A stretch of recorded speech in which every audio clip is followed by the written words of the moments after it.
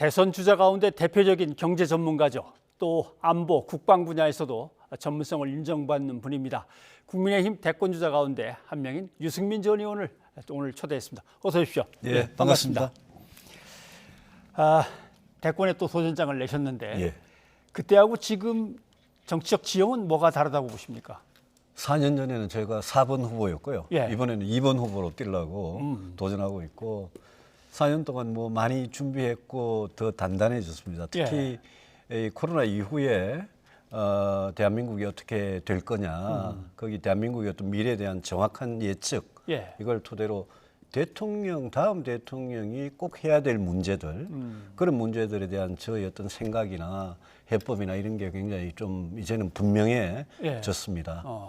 알겠습니다. 그런데 현실은 좀 녹록치가 않습니다. 현재 야권 대선 주자 중에 이제 뭐 1위를 달리고 있다고 뭐 얘기를 해도 되겠지만 윤석열 전 총장이고 2위는 최재형 전 감사원장이고 어떻습니까? 이 두 분에 대해서 좀 평을 듣고 싶은데 모셔와야 될 분들입니까? 빨리.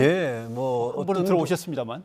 어떤 분들한테든 저희 당은 다 열려 있고 그런 게 좋다고 생각하고 방금 앵커께서 이제 1위, 2위라고 이렇게 단정적으로 말씀하셨는데 사실은 그게 아니고 지금 오늘 이 순간에도 여론이 바뀌고 있고 오늘 나온 그 NBS 4개 여론조사기관이 하는 그 조사에 이 범야권의 이 순위를 보면 1위가 이제 윤석열 총장입니다만 내려오고 있고 또 홍준표 전 대표와 제가 공동 같은 2위고 이래서 저는 여론은 이제 시작입니다. 이제 시작이고 치열한 경선 과정을 통해서 과연 어느 후보가 야권의 가장 경쟁력 있는 후보로 정권 교체를 할 수 있느냐. 거기에 대해서 우리 국민들과 당원들의 마음이 이제부터 서서히 정해져 갈 거기 때문에 저는 뭐 지금 지지율 그거는 뭐 오늘 이 순간에도 변하고 있다. 그렇게 말씀드립니다. 알겠습니다. 근데 이건 어떻게 생각하십니까?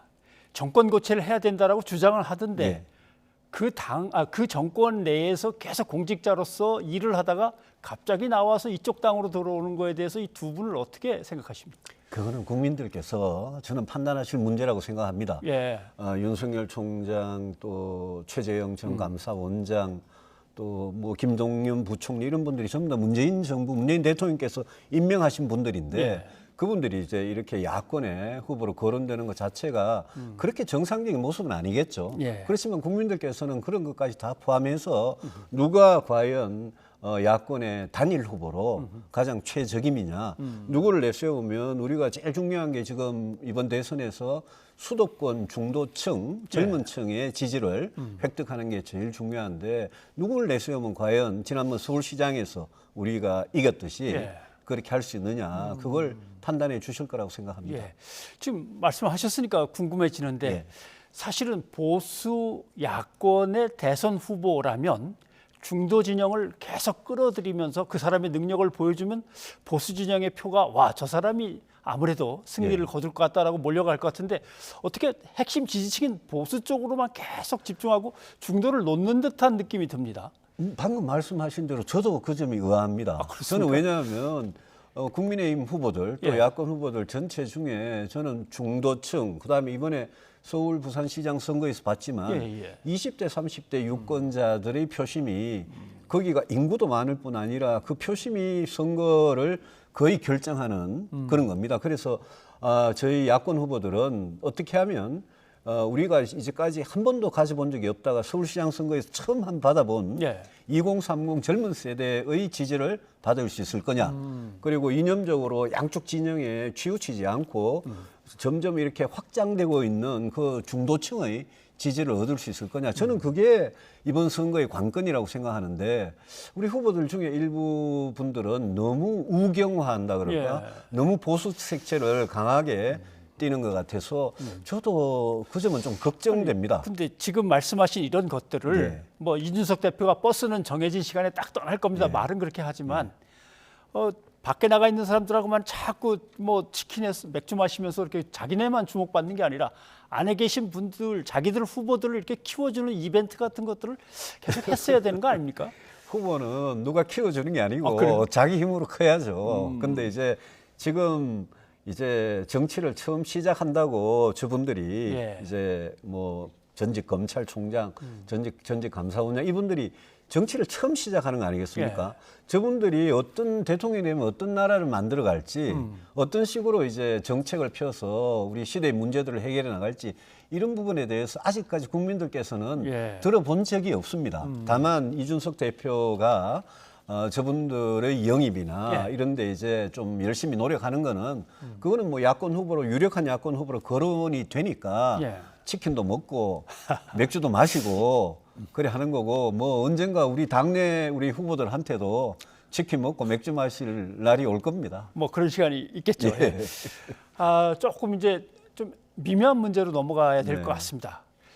건넜다고 생각했는데 안 건넌 것처럼 돼 있는 박근혜 전 대통령에 대한 탄핵의 문제.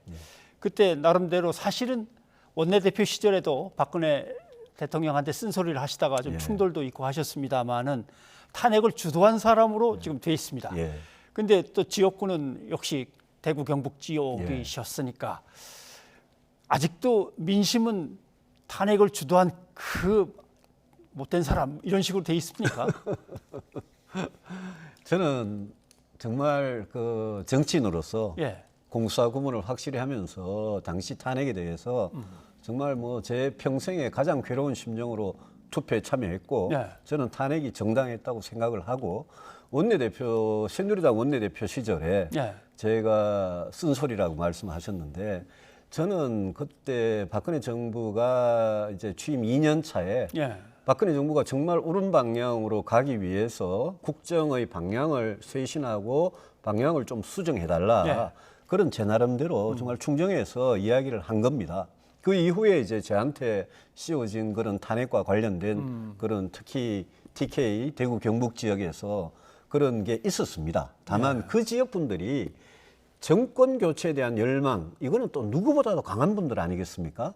그 지역 분들이 이번에 서울시장 선거 하는 거 보고 아 너무 보수적이고 너무 뭐 우파적인 그런 후보가 돼서는 정권 교체 힘들겠다 이런 전략적 판단을 하기 시작하면 제 같은 후보한테도 충분히 마음을 열 준비가 돼 있다. 그런 변화가 저는 좀 느끼고 있다. 이렇게 그렇게 생각합니다. 따지면 구속하고 기소하고 했던 윤석열 전 총장도 꽤 환영을 받던데 뭐 사실 그거보다도 훨씬 책임이 덜한 그 점은 유 의원께서는 뭐 그 점은 저로서는 민심이 변하는 거는 같습니까?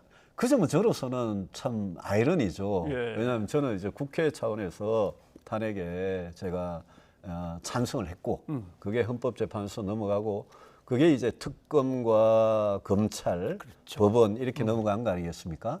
그 윤 총장의 역할도 분명히 있었고요. 예. 저는 다만 남의 이야기하기보다 제가 탄핵에 대해서 제 양심에 손을 얹고 아 그때는 대통령 탄핵이 정당했다. 제가 개인적으로 박근혜 전 대통령에 대해서 갖고 있는 안타까운 감정, 그거는 개인적인 감정이고요. 제가 공인으로서 국회의원으로서 헌법기관으로서 저는 제 양심과 소신에 따라서 행동했고 그거를 영남의 보수 유권자들께서도 분명히 좀 알아주시고 제가 누구보다도 먼저 탄핵의 강을 건너자고 했던 사람입니다. 예. 탄핵을 가지고 지금 보수 야권이 서로 총을 겨누고 서로 비난을 하고 이런 분열이 갈등이 계속되면 그건 결국은 문재인 정부의 정권 연장을 도와주는데 우리가 예. 도움을 줄 뿐이다. 알겠습니다. 그렇게 생각합니다. 그런 점에서 말씀하신 의중을 이렇게 생각해 보면 그래도 빨리 사면복권 해줘야겠다라고 생각하시는 겁니까? 그 전직 대통령 두 분의 사면 복권에 대해서는 저 개인적인 예. 그 의견은 사실 여러 번 이야기를 했습니다. 사면을 하시는 게 좋겠다. 다만 이 문제는 문재인 대통령만이 우리 헌법상 대통령만이 갖고 있는 예. 고유한 권한입니다. 그래서 만약 문재인 대통령께서 뭐 8.15가 됐든 크리스마스가 됐든 자기 임기 내에 네. 이 두 전직 대통령 사면을 결정을 만약 하신다면 그러면 문재인 대통령께서 국민의 여론을 살펴보고 하겠다 이러셨거든요. 예. 그러니까 만약 하신다면 그러면 대통령께서 자기만이 갖고 있는 그 고유한 권한을 왜 그렇게 행사하는지에 대해서 국민들께 찬성하는 사람도 있고 반대하는 사람도 있지 예. 않습니까? 국민들께 이게 또 다른 분열이 안 되고 정말 통합에 도움이 되려면 대통령께서 충분히 자신의 어떤 선택, 하든 안 하든 자신의 선택에 대해서 국민들께 설명을 드리는 게 중요하다. 그렇게 생각합니다. 국민에게 물어보고 또 설명해라. 라고 하는 말씀이군요. 알겠습니다. 뭐 시간이 많지 않아서 정책 얘기도 좀 들어봐야 될 것 같습니다.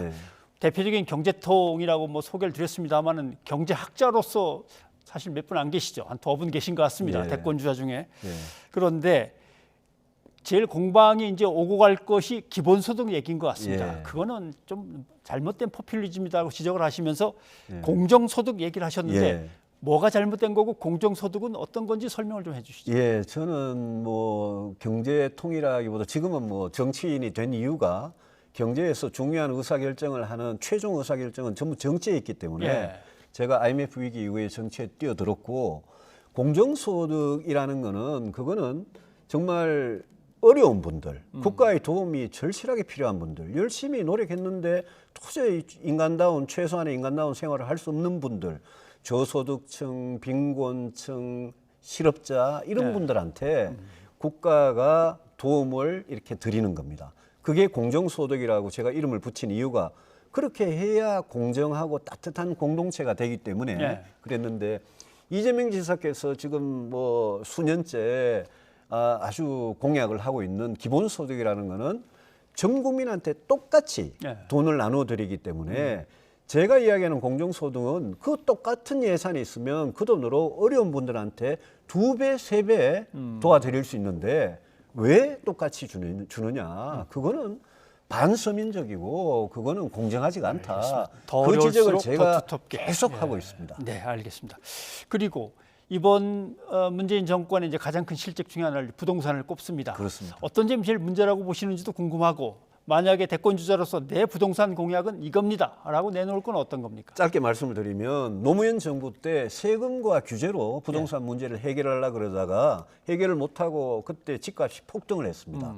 그래서 저는 그 노무현 대통령의 비서실장 민정수석까지 지내신 문재인 대통령이 그때 노무현 정권 당시에 잘못된 거, 부동산 정책이 잘못된 거를 알면 그거를 깨우쳤으면 완전히 다른 방향으로 갈 줄 알았더니 지난 4년이 넘는 시간 동안 25번의 부동산 대책에서 공급에는 손을 안 대고 세금과 규제로 부동산 문제를 해결할 수 있다라는 게 그 생각이 잘못됐다고 생각합니다. 제가 대통령이 되면 완전히 문재인 정부가 했는 거하고는 완전히 제가 180도 다른 부동산 정책을 하겠다. 저는 공급을 대폭 조기에 늘리고 부동산 세금은 이거는 내리겠다. 그러니까 완전히 거꾸로 가는 겁니다. 그거를 정권 초반에 확실한 의지를 가지고 대통령이 보여주면 그러면 저는 부동산 시장이 굉장히 안정될 거라고 생각을 하고 전월세 문제도 굉장히 심각한데 전월세 이래 된 게 지난해 통과시킨 민주당이 그냥 일방적으로 통과시킨 임대차 3법 때문에 이렇게 됐습니다. 그래서 제가 대통령이 되면 임대차 3법을 이거 부동산 시장에 진짜 나쁜 악법이다. 그러니까 결국 이 법을 바꾸려면 이제 지금 민주당을 설득은 해야 되겠죠. 그런데 그거를 꼭 하고 임대 시장도 민간에 자기 집을 임대로 전월세로 내놓을 수 있는 사람은 자유롭게 그렇게 해서 공급이 이 숨통이 돌아가도록 그렇게 하겠다는 말씀드립니다. 알겠습니다. 자, 이제 뭐 뜨거운 경선이 이제 시작될 단계에 와 있습니다. 선전하시는 거 저희도 지켜보면서 응원하겠습니다. 오늘 시간 내주셔서 고맙습니다. 감사합니다.